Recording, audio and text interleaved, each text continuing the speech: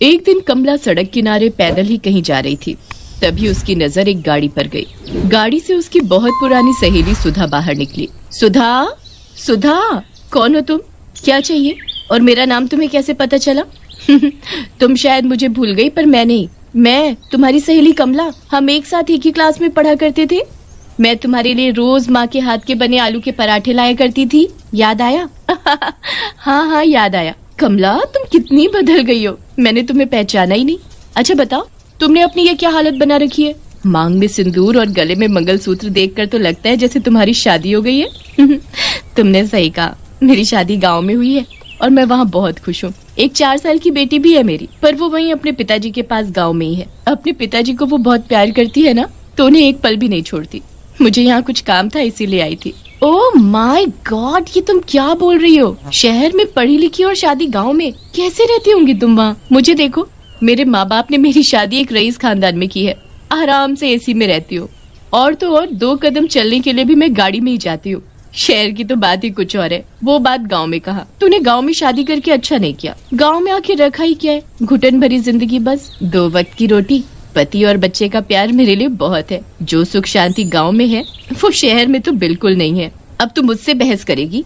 अरे मैं कह रही हूँ ना कि तुम्हारे गांव से अच्छा हमारा शहर है। दोनों बहस पर उतर आते हैं। बातें करते करते उन्हें काफी रात हो जाती है और उन्हें ये नहीं पता था कि वो सड़क के बिल्कुल बीचों बीच आ गए हैं। तभी सामने से एक ट्रक आता हुआ दोनों को कुचल कर चला जाता है। मरते ही दोनों सहेलियां चुड़ैल बन जाती हैं।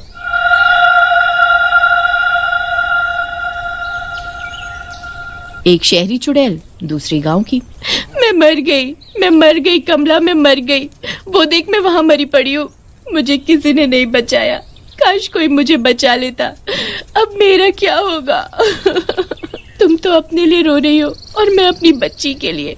अब क्या होगा मेरी बच्ची का? वो बिना माँ के कैसे रहेगी? अरे हाँ, मैं तो भूल ही गई थी। उसके पिताजी उसकी माँ से भी ज्यादा उसे प्यार करते हैं। वो संभाल लेंगे उसे। अगर तुम हमारे गांव में होती तो तुम्हें एक खरोच तक नहीं आती। तुम फिर शुरू हो गई। ठीक है, फिर अब से हम एक काम करते हैं। तुम यहाँ शहर में रहोगी और मैं गांव में। तभी पता चलेगा कि गांव अच्छा है या शहर। फिर क्या था, दोनों एक दूसरे की जगह बदल लेते हैं। चुड़ैल बनी कमला शहर में रहती है और सुधा चुड़ैल का रूप लिए कमला के गांव में पहुंच जाती है। जैसे ही सुधा गांव में पहुंचती है, उसका एक पैर गाय के गोबर में पड़ जाता है। ओह माय गॉड, ये छी छी, क्या है? मेरा पैर, ये मेरे पैर में क्या लग गया? इसे कितनी बदबू भी आ रही है। छी, ऐसा लगता है कि अभी उल्टी हो जाएगी। तभी सामने से एक औरत रूपा सिर पर पानी का मटका उठाए वहाँ से गुजर रही थी। वो चुड़ैल को गोबर में सना देख उस पर हंसने लगती है। ये गांव है गांव, यहाँ कदम कदम पर ऐसा ही मिलेगा। संभल कर चलो चुड़ैल रानी। तुमने मुझे चुड़ैल कैसे बोला? तुम्हारी हिम्मत कैसे हुई मुझे चुड़ैल बोलने की? चुड़ैल को चुड़ैल नहीं बोलूंगी तो क्या बोलूं? तुम ही बता दो चुड़ैल रानी। हाँ। अरे मैं तो भूल ही गई थी कि मैं अब एक चुड़ैल हूँ। पहले जैसी नहीं दिखती अब मैं। अच्छा ये बताओ, मैं चुड़ैल हूँ, तुम्हें मुझसे डर नहीं लग रहा? हमारे गांव में आए दिन चुड़ैल घुस आती हैं। उन्हें हम मारते नहीं हैं, बल्कि उनसे पूछते हैं कि वो किस कारण से चुड़ैल बनी। आखिर उनकी क्या मजबूरी थी जो वो चुड़ैल बन गई मरने के बाद। फिर हम सब गांव वाले मिलकर उसकी इच्छा पूरी करते हैं और उसे मुक्ति दिला देते हैं, ताकि वो गांव वालों को दुखी न करे। उसके बाद वो चुड़ैल फिर कभी गाँव में दिखाई नहीं देती। अच्छा, तुम अपना ये गोबर वाला पैर आगे करो ताकि मैं इसे धो सकूं। What you mean गोबर? ये गोबर क्या है? इससे तो बहुत गंदी बदबू आ रही है। ये गाय का गोबर है, मतलब गाय की पोटी। छी, तभी कहूँ इससे इतनी बदबू क्यों आ रही है। ये लो, जल्दी धो दो मेरा पैर। रूपा मुस्कुराती हुई वहाँ से आगे निकल जाती है। जिसे मैं जानती नहीं पहचानती नहीं, उससे मैं कब से बात कर रही थी और वो मुझसे जरा भी नहीं डरी। क्या सच में गाँव के लोग ऐसे होते हैं? नहीं, मैं कुछ ज्यादा ही सोच रही हूँ। अभी तो यहाँ आई हूँ, अभी तो पूरा गांव देखना बाकी है। इस गांव में आते ही मेरी क्या हालत हो गई। सोचो वहाँ शहर में कमला का क्या हाल हो रहा होगा। वहाँ शहर में कमला इधर उधर भटक रही थी। उसे छुपने की कोई जगह ही नहीं मिल रही थी।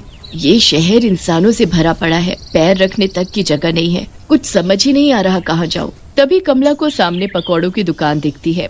वो सीधी वहाँ घुस जाती है। भैया, क्या मुझे थोड़े पकौड़े दोगे?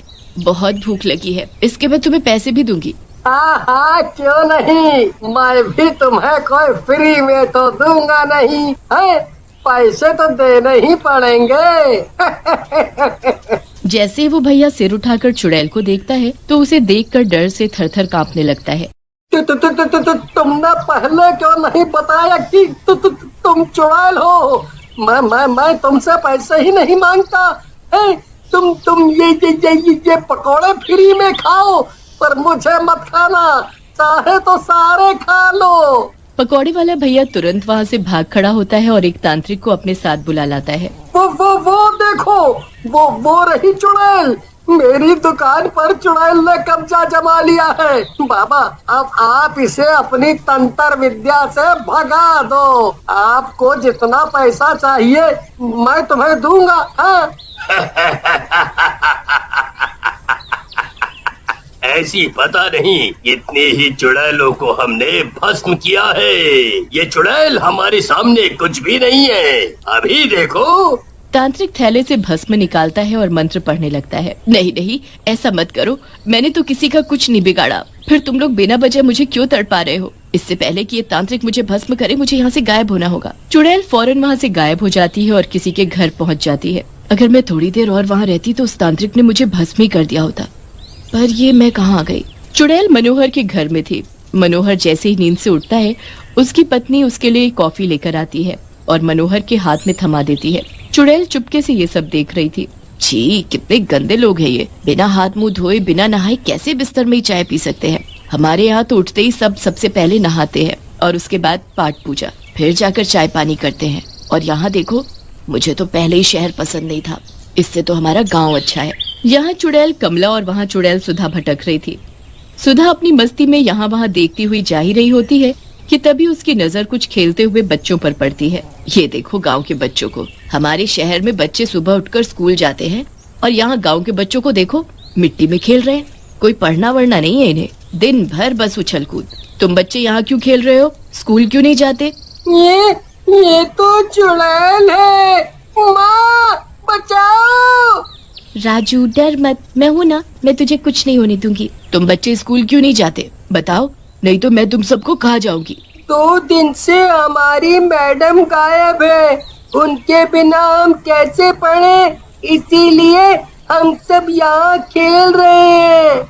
गायब है? पूरे गांव में क्या एक ही मैडम है तुम्हारी? हमारे शहर में तो कितने सारे स्कूल हैं, उनमें पढ़ाने वाली कई टीचर भी होती हैं। और यहाँ देखो। अच्छा, तुम्हारी मैडम का नाम क्या है? बस फिर क्या था, मैडम का नाम सुनते ही चुड़ैल चौंक जाती है। वहाँ पूरे शहर में भटकने के बाद कमला अचानक सुधा के घर पहुँच जाती है और सामने दीवार पर उसकी तस्वीर देखकर चौंक जाती है। ये तो घर सुधा का मालूम पड़ता है। हाँ, ये सुधा का ही घर है। उसकी तस्वीर यहाँ है तो उसी का घर होगा ना ये। पर घर में कोई दिखाई क्यों नहीं दे रहा है? तभी उसे घर में कोई आदमी घुसता हुआ दिखाई देता है और साथ में कोई औरत भी होती है। अच्छा हुआ जो वो सुधा अपने आप ही मर गई और मुझे उससे छुटकारा मिल गया, नहीं तो हम दोनों एक दूसरे से कभी नहीं मिल सकते थे। बिल्कुल सही कहा पतिदेव, उसके मरने के बाद ही तुम मेरे हो पाए। अगर वो नहीं भी मरती ना तो मैं जरूर उसे मार देती। चुड़ैल चुपके से सब देख रही थी।